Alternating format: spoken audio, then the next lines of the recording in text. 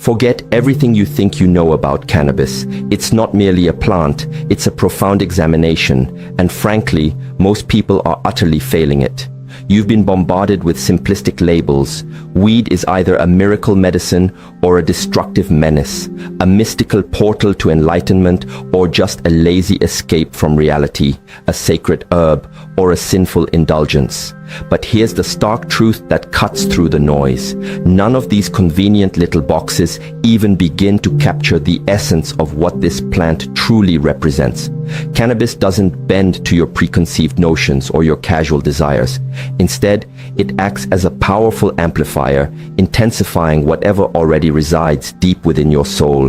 And that, my friend, is precisely what makes it so incredibly potent and for many so dangerously misunderstood. In the hallowed traditions of ancient civilizations, cannabis was never a trivial way to kill time. It was a sacred gateway, a formidable tool for transformation, wielded only by those courageous enough to confront the entirety of their being. No filters, no distractions, no escape routes. Shamans, mystics, and dedicated seekers of truth didn't use it to decorate their egos. They used it as a sacred instrument to dissolve the ego itself, to peel back the layers of illusion and meet their raw, unvarnished selves. Now, fast forward to today, and the landscape couldn't be more different. This once revered plant is ubiquitous, sold with the casualness of candy, smoked like the latest fleeting trend, and even worshipped as a defining lifestyle. What was once a profound, deeply intentional ritual has degenerated into a mindless routine. The sacred has been grotesquely transformed into a mere spectacle. This isn't a debate about whether cannabis is inherently good or bad.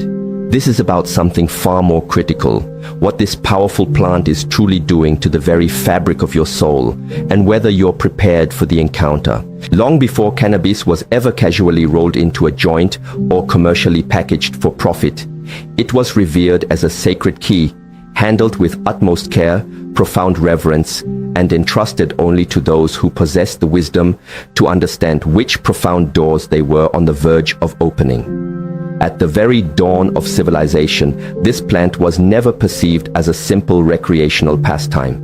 It was a hallowed tool, a potent substance intrinsically aligned with the subtle rhythms of the spirit, its use strictly confined to the sacred context of deep ritual, disciplined fasting, heartfelt prayer, and transformative solitude. Imagine ancient India, where cannabis was a sacred offering to Shiva, the formidable god of destruction and transformation, the divine entity who dissolves all illusions so that unadulterated truth can finally be born. His devoted followers, the sadhus, didn't smoke for mere amusement. They engaged in this ritual to symbolically die to their ego, to transcend the mundane self. The chillum in their hands wasn't a fashionable accessory. It was a sacrament, a direct conduit to the divine. This reverence echoed across cultures. In the sophisticated practices of Taoist alchemy, cannabis was meticulously blended with other potent herbs, not to dull the senses, but to refine life energy, cultivate profound internal silence, and trigger visionary dreams that offered glimpses beyond the veil. It wasn't employed to numb the everyday perceptions, but to awaken a far more subtle, heightened awareness. Ancient texts eloquently describe it as a spirit ally, a powerful entity capable of either sharpening insight to a razor's edge or dangerously unbalancing one's vital life force, the chi, depending entirely on the user's inner alignment and preparedness. To the unprepared, the uninitiated, it was never considered a gift. It was a formidable test. Sufi mystics too incorporated hashish into their sacred ceremonies, seeking to dissolve the individual self into the overwhelming presence of the divine. Yet, even among these seasoned spiritual explorers, the plant remained a controversial subject. The great poet, Rumi himself, issued warnings about intoxication that merely mimics true awakening, leaving the soul tragically untouched and unenlightened. The plant was only truly revered when its use led to the annihilation of the ego, not its subtle, deceptive amplification. It had to be wielded with the respect and precision of a master swordsman, lest it cut the very hand that presumed to hold it. Among the Rastafari, cannabis or ganja is celebrated as the herb of wisdom, the very healing of the nations. But its use is far from casual. It is deeply interwoven with prayer, brought into reasoning sessions, where words and smoke ascend together in a collective, earnest search for truth. It functions as a tool for profound communion, not a cowardly escape, and is never divorced from its liturgical spiritual context. In those sacred circles, cannabis isn't consumed to forget the world's troubles, but to remember the divine spark that resides within it and within each participant. And yet, here we stand in the contemporary West, having largely turned this profound sacrament into a trivial souvenir, a fleeting sensation. What once demanded rigorous preparation, fasting, and focused intention now demands absolutely nothing. You can acquire weed at a drive-thru, light up casually between sending text messages, and mindlessly scroll through an endless feed of meaningless digital content while adrift in a synthetically induced calm. The plant itself remains unchanged, its ancient power intact, but the context surrounding its use has been utterly desecrated. And when cannabis is stripped of its ritualistic container, it inevitably loses its compass, its spiritual direction. When the sacred ceremony disappears, all that remains is raw sensation, and sensation without purpose, without guidance, invariably devolves into mere indulgence, a hollow pursuit of fleeting pleasure. The inherent danger here doesn't lie within the plant itself. It resides in our modern audacity to engage with something once considered profoundly sacred as if it were just another form of cheap entertainment. Cannabis doesn't offer a predictable, consistent experience. It offers potent amplification. If you approach it grounded and centered, it can deepen your connection to yourself and the universe. However, if you are lost, disoriented, and adrift, it will only magnify the bewildering maze of your own confusion. Most people, tragically, don't even realize they are stumbling into a sacred temple with muddy, disrespectful feet. And then they wonder why their experience is filled only with distorted shadows and unsettling echoes. There are indeed layers of understanding about cannabis uncovered within the Hermetic, Gnostic, and mystical traditions. Profound insights that are perhaps too nuanced for a brief overview but are vital for true comprehension. The unvarnished truth is that the plant doesn't arbitrarily decide where it will take you. It simply, and often brutally, holds up a mirror. That mirror reflects absolutely everything: your deepest fears, your unresolved emotional pain, your unspoken questions, and your hidden anxieties. It doesn't care about your vibe or your casual intentions. It cares about the truth of your inner state, the core of your being. This is precisely why, in most authentic traditions, the preparation itself was the real, crucial ritual. Disciplined fasting, sacred chanting, periods of profound silence, and meticulous cleansing, all undertaken with solemn dedication before the first inhale. This wasn't born out of mere superstition. It stemmed from a profound understanding that the mind must be rendered stable, clear, and receptive before it is expanded. Used with genuine reverence and proper preparation, cannabis is not a mere drug. It's a doorway. But doors, by their very nature, lead in both directions. They can open to illuminating light, but they can just as easily swing open to reveal disorienting shadow. And the most dangerous illusion of all is to blithely believe you can handle both light and shadow when you have adequately prepared for neither. It's no accident that countless individuals report unsettling experiences of anxiety, paranoia, or a peculiar sense of being watched when they use cannabis. Most will quickly dismiss these feelings as a bad strain, an incorrect dosage, or a simple chemical imbalance. But what if these unsettling moments aren't an error of the plant at all? What if cannabis is, in fact, performing its ancient intended function?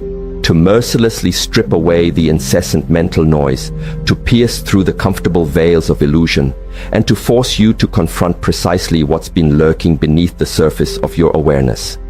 Think of the wisdom shared by teachers like HENG, who speaks of understanding and taming the monkey mind, those untamed, buried aspects of your psyche, the parts you've consciously rejected, conveniently forgotten, or simply never dared to truly look at. These aren't necessarily evil specters, but they are undeniably uncomfortable. Not malicious forces, but profoundly inconvenient truths. It's the unprocessed grief you've tried to bury, the righteous anger you've swallowed down, the difficult realities you couldn't bear to handle. The plant itself doesn't generate these shadows, it powerfully reveals them. Like a high-fidelity amplifier, it doesn't compose the music. It just makes whatever is already playing inside you deafeningly louder. And for a vast number of people, what's playing is a symphony of unresolved pain and internal conflict. This is the crucial aspect of the cannabis experience that few are willing to openly discuss because it doesn't align with the marketable narratives of relaxation, chill vibes, or easy enlightenment. Yet, if you consult any serious, dedicated spiritual practitioner, they will affirm that the arduous path to true awakening invariably begins in the underworld of the self, not amidst beatific visions of light, but in the stark, often painful discomfort of self-confrontation. And cannabis, when approached consciously and with respect, can serve as one of the most effective and uncompromising tools for this descent. But this is only true if you are genuinely ready, only if you are truly willing to gaze upon your own unmasked face with all its imperfections and hidden wounds. In the realm of mystical psychology, this moment of raw exposure is considered sacred. It's not a sign of failure, it's a profound invitation. That creeping anxiety that unfurls after a puff, that disorienting, spiraling sense of self-consciousness, that rising tide of paranoia, these are not malfunctions of the plant or your mind. This is direct feedback. The system, your entire being, is responding to a significant energetic shift. What's truly happening isn't that you're losing control, it's that your carefully constructed mental filters are breaking down. Your inner guard dogs, the protectors of your ego, are panicking because the fortress of your conditioned self is being breached. However, our modern culture is woefully ill-equipped to guide you through such a profound and often destabilizing experience. There is no shaman present to hold space, no elder to offer wisdom, no supportive circle to contain the unfolding process. You are often utterly alone, perhaps in your room, staring blankly at the ceiling, your heart racing, consumed by the terrifying sensation that you are dissolving. And the truth is, you are dissolving. That is precisely what the plant, in its ancient wisdom, does. It dissolves the artificial constructs. It burns away the meticulously crafted performances of the ego. If you are not adequately prepared for this stripping away process, it can indeed feel like a waking nightmare, not because the plant is inherently malevolent, but because the encounter with your unvarnished self is so terrifyingly undeniably real. Esoteric traditions have long understood this. In psychic self-defense literature, luminaries like Dion Fortune wrote compellingly about how altered states of consciousness can render the etheric body porous and highly susceptible, not just to profound insights, but also to external energetic interference. If your internal world is already a landscape of chaos and unresolved turmoil, cannabis doesn't magically fix it. It cranks up the volume, inviting every hidden fear and suppressed emotion to the surface. For genuine healing to occur, this surfacing must happen. But if you consistently run from that emergence, if you try to numb it with more consumption or distract yourself from it, the painful cycle merely repeats, high after high, until eventually nothing feels sacred anymore. Only noisy, chaotic, and ultimately empty. This is precisely why cannabis, despite its natural origins, is not automatically or universally safe. It doesn't possess the ability to distinguish between the prepared soul and the unready mind. It doesn't selectively decide who should be granted vision and who should remain comfortably asleep. It simply, and quite impersonally, opens the curtain. What you choose to do with what is revealed behind that curtain is entirely and often frighteningly up to you. And herein lies one of the most pervasive and dangerous misunderstandings of all. The deeply ingrained belief that the plant is supposed to make you feel better, to offer an easy escape into comfort. That is the insidious lie. The profound truth is that it's supposed to make you see. The pain, the joy, the confusion, the bliss, all of it is vital information. It is your spirit, your deepest self, urgently communicating, "Here, look at this, this needs your attention. But because we have been conditioned by society to fear and avoid discomfort at all costs, we often label these challenging moments bad trips and hastily walk away, having learned nothing, gained no insight, just another superficial story about how weed made us anxious. The reality, however, is that cannabis doesn't make you anxious. It ruthlessly shows you the anxiety you were already carrying, perhaps unknowingly, deep within. It didn't invent your discomfort, it merely unveiled it, bringing it from the shadows into the stark light of your awareness. And this uncompromising honesty makes it one of the most truthful substances you will ever encounter. But honesty, as we know, isn't always kind, and truth doesn't always feel good or comfortable. The plant is an unyielding mirror, and sometimes the reflection it shows you isn't pretty, isn't what you wanted to see. But perhaps, just perhaps, it's exactly what you desperately needed to see for your own growth and ultimate liberation. One of the greatest and most seductive spiritual traps is the tendency to mistake fleeting sensation for enduring truth. And cannabis, perhaps more than almost any other plant, tempts us powerfully into this very illusion. You light up, and suddenly you feel an expansive openness. Thoughts seem to acquire a profound depth they lacked moments before. Music becomes richer, imbued with layers of meaning you never noticed. Synchronicities appear like cleverly hidden messages from a benevolent universe, winking just at you.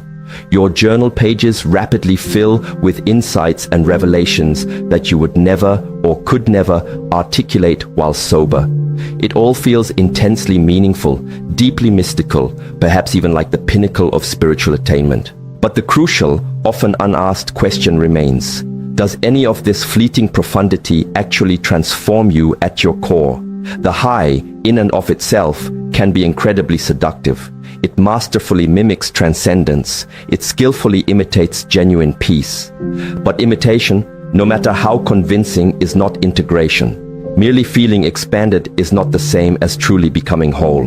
Cannabis possesses the uncanny ability to create the appearance of spiritual clarity without providing the necessary foundational work to hold and sustain that clarity.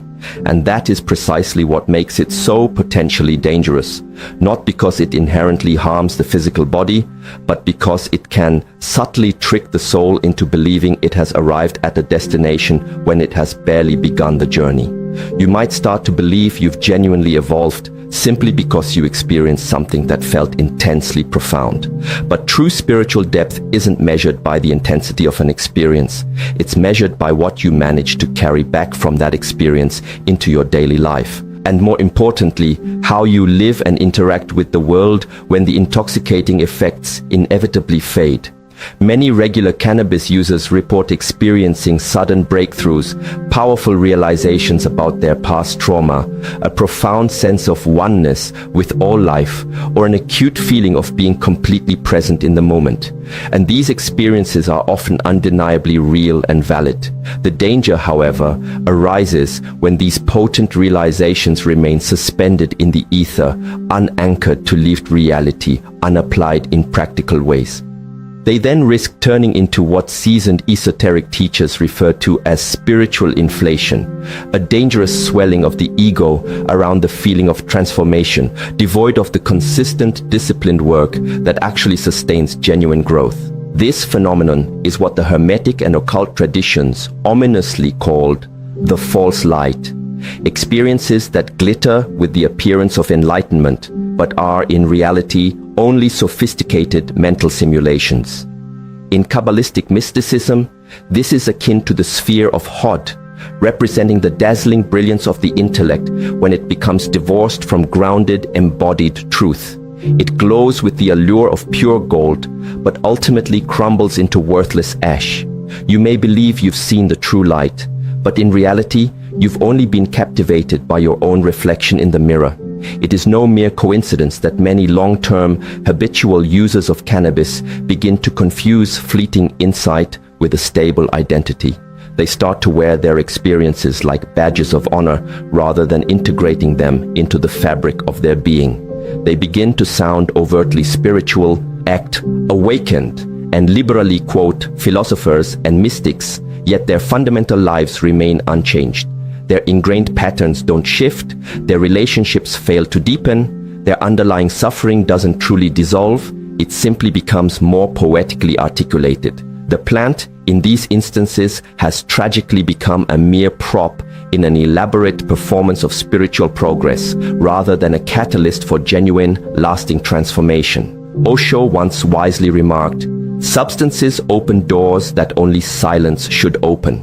He wasn't denying their inherent power. He was issuing a crucial warning about their potential instability. A door forced open prematurely or without proper preparation doesn't tend to stay open, and the visions it offers can severely distort reality if the mind isn't truly ready and stable enough to receive them. The high can insidiously become a pedestal from which you look down upon others who haven't seen what you've seen, when in stark reality, nothing has been seen with true clarity, only felt with intense but ultimately fleeting emotion. The core problem isn't the insight itself, it's what you choose to do with it. Cannabis can absolutely offer valuable perspective, a different vantage point from which to view your life and your patterns. But unless that newfound perspective translates into tangible practice, into concrete changes in how you live and interact, it's just another form of mental stimulation, a spiritual sideshow. If it doesn't fundamentally shift how you show up in conflict, how you courageously face your own shadow, how you genuinely serve others, and how you navigate the inevitable sufferings of life, then it has become a spiritual distraction cleverly disguised as awakening. And that is the real danger. Not the plant itself, not the smoke, but the alluring story you tell yourself about what it all means. The high is not the truth, it's merely a doorway. But if you choose to stand indefinitely in that doorway, mistakenly believing you've arrived at your destination, you never actually step into the room beyond. You risk becoming addicted, not necessarily to the substance itself, but to the pervasive and comforting illusion of progress. And that particular illusion, the illusion of unearned enlightenment, is often far harder to detox from than any chemical dependency. This is precisely why traditions possessing true spiritual depth never worship the high itself. They utilized it as a pointer, a signpost towards something far deeper and more substantial. They never glorified the vision alone. They always asked what that vision demanded of them. Because real, authentic awakening isn't primarily what happens on the plant, it's what unfolds after. It's found in the profound silence that follows the experience, in the conscious choices that emerge from it, and in the humbling realization that seeing something once doesn't equate to truly understanding it. Cannabis offers access, not arrival. But the world today doesn't desperately need more fleeting access to altered states. It desperately needs more anchors, more individuals who don't just visit the sacred, but courageously embody it, who don't just feel the truth, but ardently live it. Cannabis doesn't just affect your thinking mind, its influence extends deeply into the subtle body, that invisible, intricate architecture of your being, which carries your thoughts, emotions, memories, and delicate energetic imprints. You can't see this subtle anatomy with your physical eyes, but you can most certainly feel its presence and its shifts. And when the plant interacts with this energetic field, it doesn't politely ask for permission. It powerfully amplifies whatever is already vibrating there. This is why, for some individuals, cannabis can unlock profound intuition, heightened sensitivity, and an exquisitely sharp sense of presence. For others, however, it unearths and magnifies internal chaos. This chaos isn't random, it's the direct byproduct of stagnant, uncleared, or imbalanced energy that has been residing within their system. Think of your subtle body as a finely tuned musical instrument. When it's perfectly in tune, well-maintained and clear, cannabis can act like a master's bow drawn skillfully across a violin string, drawing out beautiful resonance, harmonious melodies, and even the profound music of silence. But when that same instrument is dusty, out of tune, its strings misaligned and neglected, all the plant does is amplify the discordant noise, the jarring cacophony. And in that overwhelming inner noise, people often tragically confuse mere stimulation for genuine wisdom. You might feel more intensely so, but you're not necessarily seeing more clearly. You're just louder inside. And when your inner sacred space becomes crowded and cluttered with amplified noise, true clarity becomes an impossible aspiration. Traditions that possess a deep understanding of these energetic dynamics speak frequently of energetic hygiene. This isn't some obscure mystical concept. It's fundamental spiritual self-care, akin to how showering is essential physical hygiene. Practices such as disciplined fasting, conscious breathwork, sacred chanting, invigorating cold exposure, heartfelt prayer, and periods of profound silence aren't mere spiritual accessories or optional extras. They are vital clearing rituals. They stabilize your energetic field. They ensure that when you choose to open a potent door with a plant like cannabis, you're not stepping into a room cluttered with years of unresolved emotional debris and psychic residue. In healing modalities like Reiki and other forms of energetic practice, cannabis is sometimes described as a field disruptor, not necessarily because it's inherently harmful, but because it creates a significant surge in energetic sensitivity. That surge can indeed help you access subtle energies and perceptions, but it can also leave you feeling unpleasantly porous and vulnerable. Practitioners who aren't adequately grounded often find their healing sessions become unstable, chaotic, or energetically muddled after using the plant. Sensations might increase dramatically, but their ability to control and direct the energy often decreases. The same principle holds true in advanced Kundalini work, where cannabis is known to sometimes awaken dormant, powerful energy before the body and nervous system are adequately prepared to handle such an intense influx. You might initially feel incredibly open, electrically charged, even euphoric until suddenly you don't. Until you crash, spiral into confusion, or find yourself utterly unable to ground the overwhelming experience in any meaningful or sustainable way. Amazonian shamans, who have worked intimately with plant medicines for millennia, wisely say that every plant opens, but every plant also tests. And cannabis is certainly no exception to this rule. They believe that each plant carries a distinct consciousness, a spirit, a unique frequency, and when that spirit enters your being, it begins to communicate, not through spoken language, but through raw emotion, vivid memory, and palpable energetic sensation. If you are not clean, mentally, emotionally, and spiritually, that sacred communication becomes scrambled, distorted by your own internal residue. Instead of pristine clarity, you receive only confusion dressed in the deceptive clothing of profound insight. This is precisely why so many people report feeling drained, unfocused, or emotionally raw and fragile after periods of heavy cannabis use. It's not because the plant is inherently depleting, but because they entered into the experience unprepared, without any prior clearing, without proper containment, and most importantly, without true reverence. It's akin to plugging a delicate, highly sensitive musical instrument into a distorted amplifier with frayed, faulty wires. The result isn't beautiful music, it's jarring, unpleasant noise, and the longer you're exposed to that internal static, the more it inevitably wears down your natural sensitivity and clarity. Cannabis interacts with the energy body, much like fire interacts with a dry, untended forest. It spreads rapidly, it consumes, it can bring forth illuminating light, but only if the space is already clear and well maintained. Otherwise, it just burns indiscriminately, without sufficient grounding, without unwavering clarity of intention, and without consciously established energetic boundaries. What was meant to elevate and enlighten can instead begin to fragment and disorient. You may find you lose focus easily, your willpower wanes, and you start living in a persistent mental fog that initially feels peaceful. But underneath that superficial calm lies a dull, insidious kind of stagnation. And here's the truly subtle danger. You begin to mislabel that fog as calm. You start to associate the dulling of your authentic sensation with genuine healing. But healing is never numbness. Healing is the vibrant return of clarity. Healing is the restoration of personal power, not its indefinite suspension. And cannabis, when used without keen energetic awareness and proper preparation, can temporarily mask underlying imbalances instead of truly resolving them. So the crucial question you must ask yourself becomes, is your system truly clean enough to receive clarity? Have you meticulously prepared your inner temple before you invite the spirit of the plant in? Because cannabis doesn't clean the house for you, it just powerfully turns on all the lights.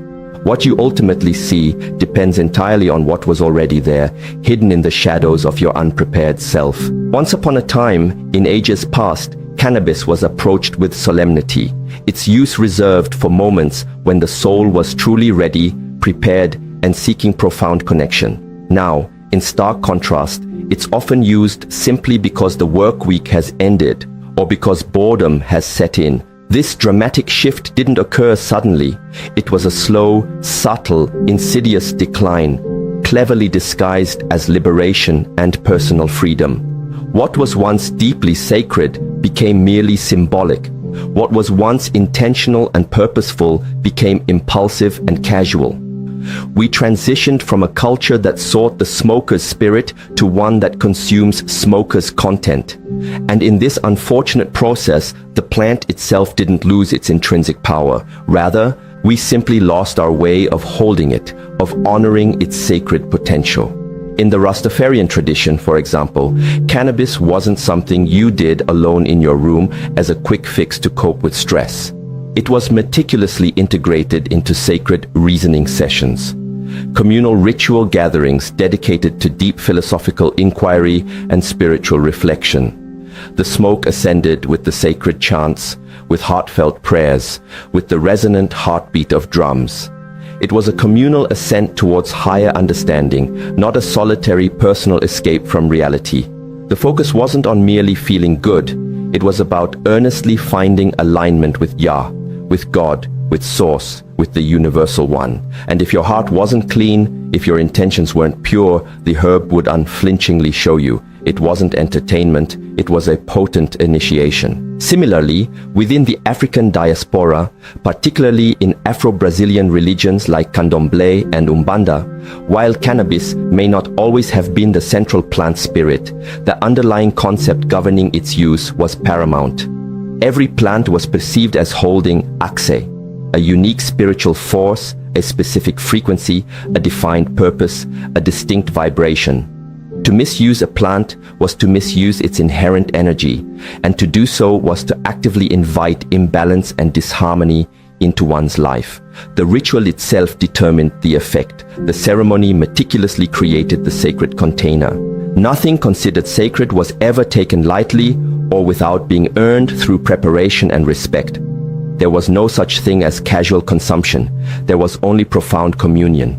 But this ancient wisdom, this call for discipline and reverence, is not what the fast-paced modern world particularly wanted. Ritual, by its very nature, requires time, unwavering discipline, and genuine humility. Ritual is, frankly, inconvenient, and modern capitalism thrives on convenience, on instant gratification. So, the plant was systematically extracted from its rich cultural roots, sanitized for mass consumption, and cynically rebranded as a trendy lifestyle accessory. Now, it's wrapped in sleek, appealing packaging, enthusiastically endorsed by social media influencers, and sold with the same superficial pitch as a wellness smoothie. This will make you feel better. There's rarely any mention of confronting your shadow, no talk of the plant as a mirror reflecting your inner state, just aesthetically pleasing mood boards, soft pastel fonts, and a shallow performative nod to mindfulness. The sacred was ruthlessly commercialized, the essential ceremony was callously deleted, and cannabis, in many contexts, became just another product, not a sacred portal. Now people casually light up while binge-watching television shows that actively feed them more societal programming. They scroll endlessly through their phones while smoking, swiping through a deluge of empty, vapid content meticulously designed to hijack their dopamine reward systems. There is no supportive circle, no sacred chant, no transformative silence, just layers of stimulation piled upon more stimulation. And in that chaotic, layered internal environment, the plant inevitably becomes a disorienting fog instead of an illuminating fire, inducing numbness instead of fostering clarity. Even at festivals that explicitly claim to be spiritual, burning incense, playing ecstatic music, selling chakra stickers, the plant is often reduced to mere background noise, an afterthought. The ritual devolves into a mere performance. The ceremony becomes a superficial costume, and the true transformative essence of the plant, the potent part that could genuinely disrupt, awaken, and transform, is tragically buried under countless layers of shallow aesthetics. But cannabis, in its ancient, wild spirit, has absolutely no interest in being merely aesthetic. Its spirit is old, untamed, and unapologetically real. It doesn't care about your carefully crafted branding or your Instagram feed.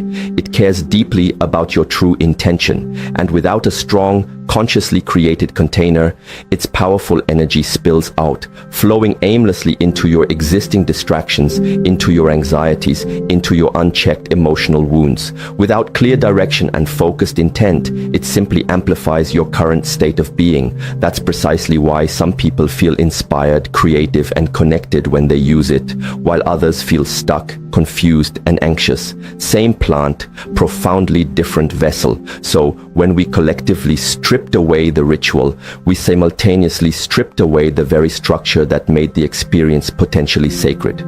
Without that vital framework, what's left is often just entertainment masquerading as healing, a hollow mimicry of genuine depth, a faint sad echo of what was once profoundly holy. The plant itself has not changed, but the way we choose to use it has, drastically. And until we consciously reclaim the sacred container, until we relearn the art of preparation and respect, we'll keep wondering why the experience often feels so shallow, inconsistent, or even disturbingly chaotic. It's not that cannabis has lost its power, it's that we, as a culture, have largely stopped preparing ourselves to receive it with the honor and intention it deserves. The ritual was never merely a performance for some external divine entity. It was always a profound way to prepare you, to cleanse your mind, to purify your energy, to open your heart, so that when the plant inevitably opened the door, you could walk through it with grace, clarity, and purpose, not with fear and confusion. We didn't truly lose the sacred, we simply stopped recognizing it. The most dangerous and insidious lie whispered in the spiritual marketplace is that pure intention alone is enough, that if you simply mean well, the plant will benevolently guide you. But cannabis, like all true and potent spiritual allies, doesn't operate on mere sentimentality or vague good wishes. It responds to tangible energy, to genuine readiness, to the unwavering clarity of your inner world, not to your hopeful, wishful thinking. Far too many seekers approach this powerful plant with a sense of casual curiosity but lack any reliable compass to navigate the journey. They light up hoping to feel better, to think more deeply, to escape the gnawing ache of boredom, or to soften the jagged edges of daily stress. But they conveniently forget a crucial truth: the plant doesn't give you peace. It starkly reveals whether or not peace was already residing within you. Used with keen discernment and conscious awareness, cannabis can indeed be a profound ally. It can help you detach from the incessant noise of the ego, see your ingrained patterns with newfound clarity, and gently soften the rigid grip of your internal narratives. But the ultimate key is never the plant itself. The key is, and always will be, who you are when you meet it. Without a consciously established structure, the experience can become slippery and disorienting. Without dedicated reflection, any insight gained quickly evaporates like morning mist. Without consistent grounding practices, the feeling of openness can easily devolve into a sense of fragmentation and vulnerability. So, the vital question becomes, how do you use the plant without, in turn, being used by it?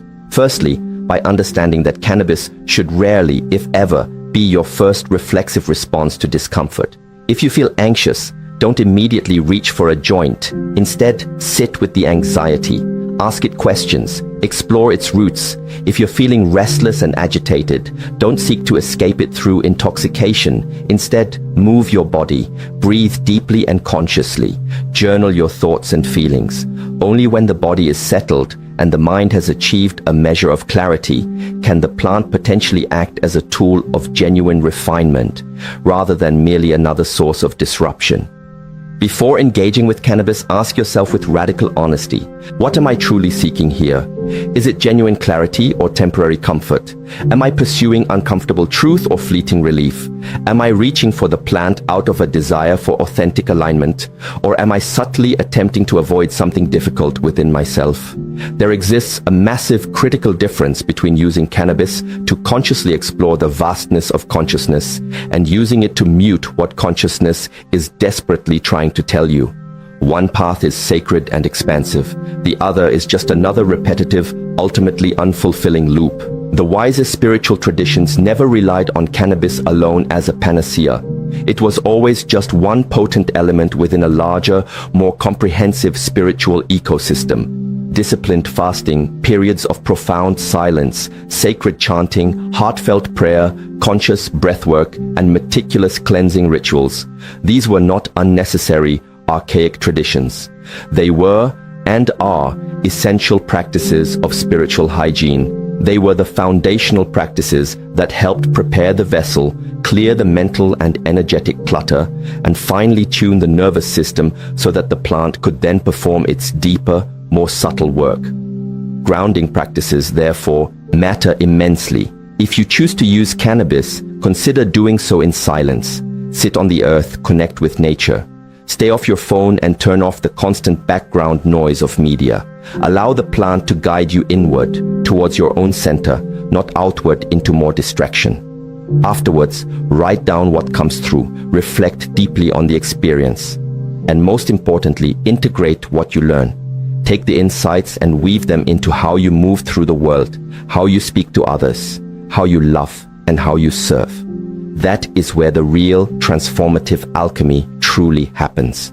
Not merely in what you see during the experience, but in what you consciously do with what you see afterwards. Cannabis without dedicated integration risks becoming just another form of spiritual entertainment. You might start chasing the feeling of insight instead of doing the hard, consistent work of embodiment. It can subtly become a part of your identity. You may begin to associate your perceived depth with the plant itself, as if you cannot access wisdom or clarity without its assistance. And that is the insidious beginning of dependency, not necessarily a chemical dependency, but an existential one. You forget that the plant is merely a mirror. The depth, the wisdom, the clarity, all of it was always within you. The cannabis only helped to reveal what you had temporarily forgotten how to access. The real, profound journey truly begins when you can access that state of clarity and presence without needing anything external. You are not meant to live perpetually inside the high. You are meant to courageously bring what you found there back into the often mundane reality of your daily life. The insight itself is not the ultimate prize. The consistent application of that insight is the transformation. Can you choose to be kind and compassionate even when you're not feeling euphoric? Can you stay fully present and engaged without chemical assistance? Can you walk through conflict, boredom, and routine with an awakened heart and still remain consciously aware? This is how you utilize the plant without losing yourself in the process, by never allowing it to become your sole source of meaning or your primary coping mechanism, by consistently returning to yourself, to your own inner wisdom as the true center. The plant may indeed open the door, but only you can walk the path. And if you're not actively walking, you're merely circling, feeling more, but ultimately learning nothing substantial. You don't need more fleeting highs. You need more unwavering honesty, the kind of raw honesty that isn't always pleasant, but is always undeniably real, the kind that ruthlessly strips away all the glittering illusions and compels you to ask, is this truly helping me grow, or is it just helping me hide? Cannabis was never intended to be used in stark isolation. Across diverse cultures, ancient lineages, and countless centuries, its spiritual use was almost invariably collective, communal. This wasn't because individuals couldn't access altered states on their own, but because those wise elders who truly understood the plant's profound power knew a critical secret. Without a strong, sacred container, power becomes unpredictable and potentially dangerous. And without a supportive community, insight can easily warp into distortion. The plant might indeed open you, crack you wide open to new realities, but it's the circle, the collective, that lovingly and skillfully holds you, ensuring that you can integrate the experience rather than fragment from it. In the Rastafari tradition, as mentioned, cannabis is not smoked casually or alone. It's an integral part of reasoning sessions, sacred gatherings where the herb is passed with deep reverence, accompanied by scripture, thoughtful discussion, communal chanting, and the conscious collective pursuit of divine truth. The focus isn't on merely getting high, it's on getting aligned with a higher purpose, with Yah. Words are shared with considered weight. Silence is respected as a space for reflection. Everyone present becomes both a student and a teacher. The herb moves clockwise, like the passage of time, like the flow of energy, like the sacred wheel of life itself. In that hallowed space, cannabis is not the central focus. It is the sacred bridge, facilitating connection and shared understanding. The same principle of collective engagement holds true among certain indigenous traditions. In many Amazonian and Central African cultures, while cannabis may not always be the central plant medicine in the same way as ayahuasca or tobacco, the underlying principles governing the use of psychoactive substances are remarkably consistent. Potent substances that alter perception are only ever taken when the group, the ritual, and the intention are meticulously and sacredly aligned. The experience, crucially, belongs not just to the individual, but to the entire container, the collective. The sacred songs, the heartfelt prayers, the crackling fire, the wisdom of the elders, even the unseen spirits perceived to be watching from the edges of the ceremonial space, all contribute to the holding and shaping of the experience. You don't journey alone, even when your eyes are closed and you are deep within your own inner landscape. The circle, both seen and unseen, steadfastly holds you. It's not just about what the plant reveals to you, it's about what others help you interpret, understand, and integrate when you return from the depths of the experience. Contrast this ancient wisdom with the typical modern experience.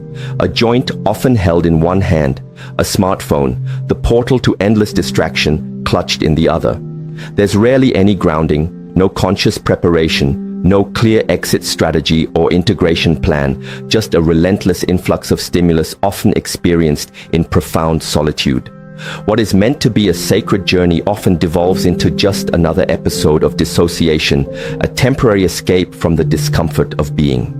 And that's precisely where the dangerous spiral can begin. Because when you are psychically and energetically cracked open by a powerful substance, and there's no one there to help you gently close, to help you make sense of what you've seen and felt, the insight doesn't integrate, it fragments. You might begin to think you've tapped into something incredibly profound, a secret truth of the universe, but without a witness, without an external mirror for calibration, without the grounding wisdom of a community, it can easily become a private, unverified religion built upon half-remembered thoughts and disconnected, ungrounded realizations. And you risk mistaking profound loneliness for genuine enlightenment. But when you are held within a real, intentional, sacred circle, something entirely different and transformative happens. You are heard, you are seen, you are gently reminded that your individual insight is part of a much larger, collective truth, that what you experienced matters not just for your personal evolution, but for the well-being and growth of the entire community. You become responsible, in a sense, for what the plant has gifted you. Because the plant doesn't just give, it also tasks you. It implicitly asks, what will you do with this vision? Will you live differently now? Will you serve others more deeply? Will you commit to your own healing and the healing of the collective? In sacred circles, the ego has far less room to perform its usual tricks. You can't easily pretend you're awakened when someone else in the circle, grounded in their own truth, sees right through your carefully constructed facade. You can't claim profound transformation without being gently but firmly held accountable for embodying that change in your daily life. There's simply no place to hide inside a well-held ceremony, and that's precisely why it works so effectively. Because it's not ultimately about how the plant makes you feel in the moment. It's about how the entire experience is witnessed, processed, and integrated with the support of others. The circle acts as a crucial safeguard, preventing individual illusion from hardening into unquestioned doctrine. When you're alone with a powerful experience, there's no challenge, no healthy resistance, and so everything you perceive can feel overwhelmingly true. But not everything you feel is objective truth. Not every idea that emerges during a high is inherently sacred or divinely inspired. Some are mere projections of your own mind. Some are distortions colored by your unresolved issues. Some are just mental noise cleverly wearing spiritual clothing. The circle helps you discern the authentic signal from the distracting static. It helps you test your vision in the clear, compassionate light of shared reality. Even in bustling modern cities, sacred containers can be consciously created. A few trusted friends, candles lit, phones turned off, a clear spoken intention, a shared moment of silence before and after the experience. A collective commitment to reflect, to hold space for one another, to aim not just to trip, but to genuinely transform. You don't necessarily need a remote jungle or an ancient temple to do it right. You need reverence. You need a semblance of ritual. You need community. Without these vital elements, cannabis often floats like fragrant incense in a windy open room, beautiful for a moment, but ultimately directionless and quickly dissipated. The plant, with its potent spirit, asks for structure, because its energy is inherently powerful. And like any form of power, it magnifies whatever it touches. In a supportive, collective setting, it can magnify clarity, healing, and shared vision. Alone and ungrounded, it can just as easily magnify confusion, illusion, or the tenacious grip of the ego. So perhaps the pertinent question is no longer just, what are you smoking for? But rather, who are you smoking with? Because the presence or absence of a sacred container often determines whether the plant becomes your wise teacher or your most cunning distraction. There inevitably comes a point in every sincere seeker's journey where the initial thrill of the altered state, the sheer novelty of the experience, begins to lose its potent meaning. The visions may become repetitive. The insights may start to echo things you've heard or realized before. And that, precisely, is when the deeper, more authentic path truly begins. Not with a pursuit of more intensity, but with a commitment to more profound honesty. Because the real transformative work is not found in what you see or feel when you're high, but in what you consciously choose to do and be when you're sober. Discernment, that keen ability to distinguish truth from illusion, becomes the new, more refined high. Not fleeting stimulation, but enduring clarity. Not temporary euphoria, but sustainable alignment. Cannabis, without question, can open doors. That has never been in dispute.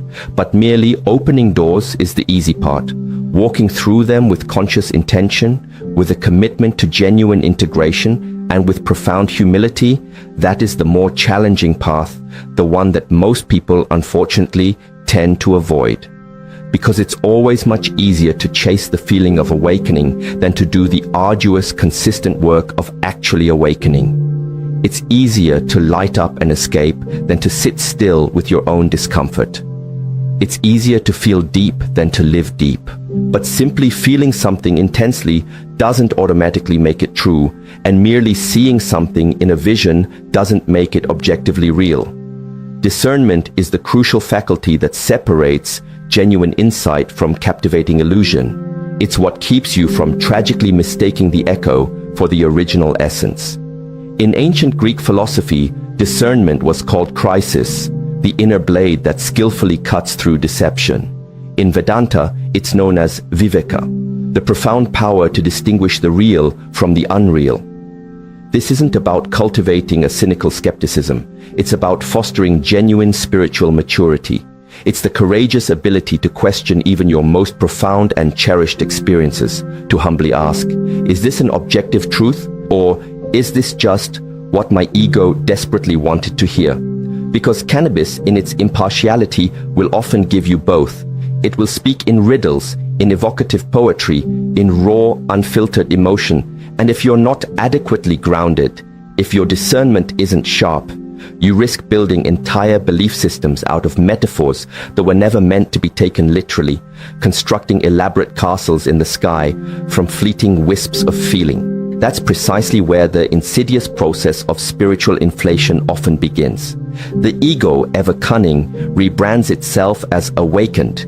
It starts speaking in lofty mystic terms, adorning itself with the garments of transcendence, liberally quoting scriptures and spiritual masters without ever truly living their teachings. It becomes addicted, not necessarily to the plant itself, but to the intoxicating feeling of being special, of being in the know, of possessing secret knowledge. You start to confuse heightened sensitivity with genuine superiority, and you gradually stop listening to anything or anyone that doesn't enthusiastically support your current high or your inflated self-perception. This is why discernment must be diligently cultivated before cannabis is considered as a spiritual tool. Because without it, you're not truly opening to higher truth. You're often just rearranging the furniture inside your own pre-existing delusions.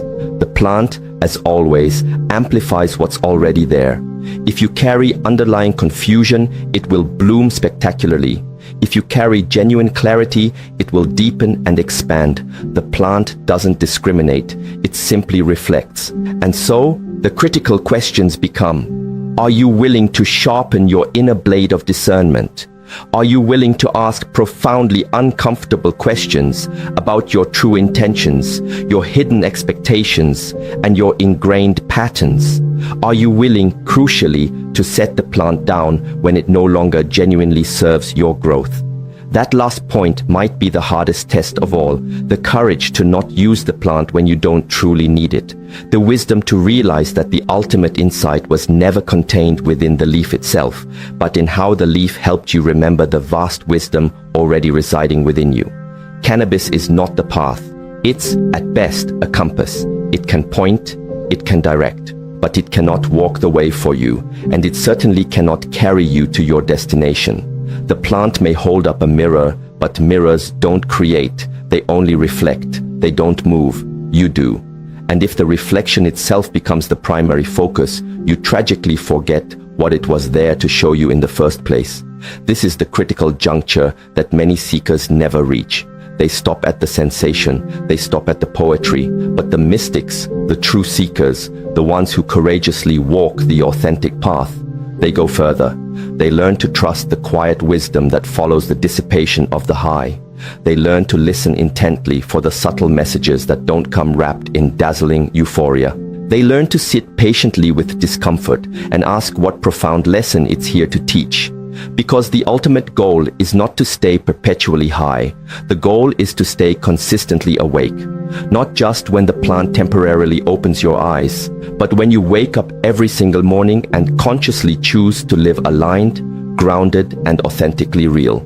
That is the true spiritual practice. That is the path beyond all illusion. There comes a pivotal moment in every genuine seeker's journey when every external tool must eventually be laid down, every perceived shortcut must be willingly surrendered, and every exhilarating high must be scrupulously examined for what it truly was. A spark, a signal, a potent beginning, but never ever a final destination. Cannabis is not the ultimate answer, it never was. At its very best, it can be a profound and insightful teacher. At its worst, and used unconsciously, it becomes yet another alluring distraction, cleverly dressed in the guise of spiritual depth. And if you are truly, deeply listening, not just to the noise in your head, but to the quiet wisdom of your soul, you will intuitively know when it's time to stop chasing the ephemeral smoke and begin diligently building the enduring fire within yourself. The greatest, most liberating lesson cannabis can ultimately teach you is that you never actually needed it in the first place. This isn't because the plant is worthless or devoid of power, but because its true power was always meant to reflect and awaken something potent yet dormant deep inside you. Something precious waiting patiently to be remembered. The clarity you felt during those heightened moments was always yours. The profound stillness, the flashes of insight, the deep sense of connection. None of that originated from the plant.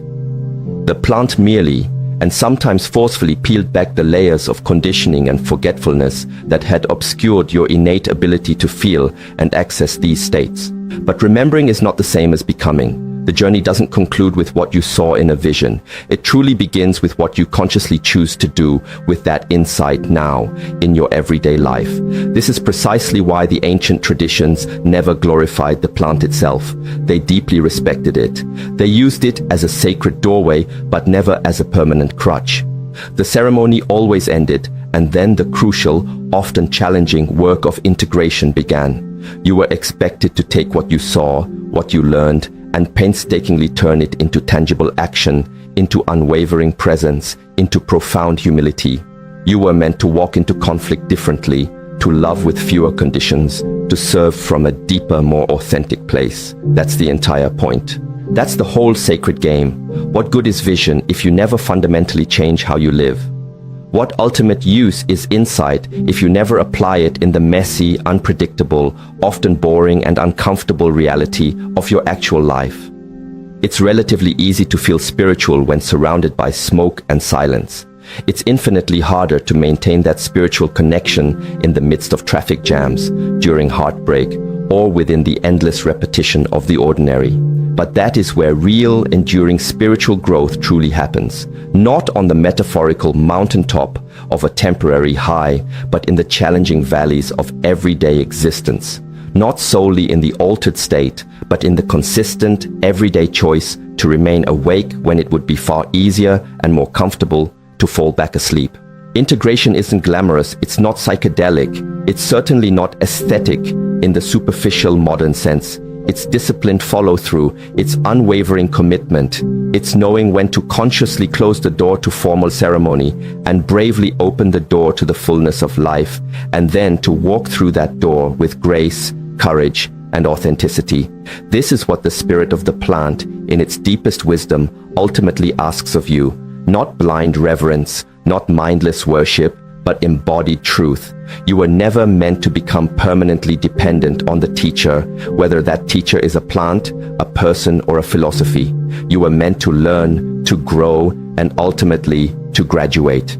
You're not here on this earth merely to orbit meaning from a safe distance. You're here to make it real, to embody it.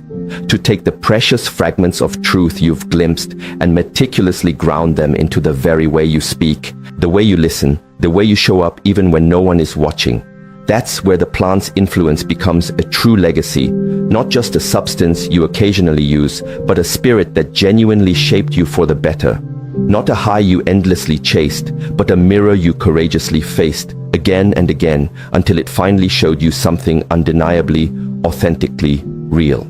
And here's what's profoundly real. The sacred doesn't need cannabis. The sacred is already and always has been within you. The ultimate question then is, are you willing to live like it? Are you willing to stop desperately looking for the signal outside of yourself and start courageously transmitting it from the depths of your own being? This conversation, this exploration, doesn't end here.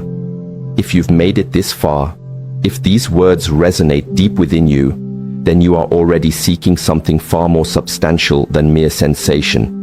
And that deeper seeking is precisely what endeavors like Insights Academy aim to support. Perhaps you'll explore further, sign up for a newsletter, receive a digital copy of a text like the Kybalion, not as a passive gift, but as an active tool.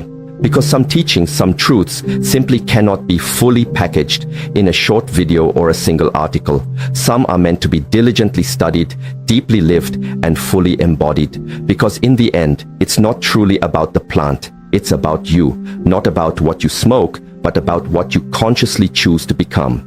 Not about the fleeting highs, but about how you navigate and grow through the inevitable lows. The plant may have shown you a glimpse of what's possible. Now the choice is yours. Will you continue to chase the light, or will you finally decide to become it?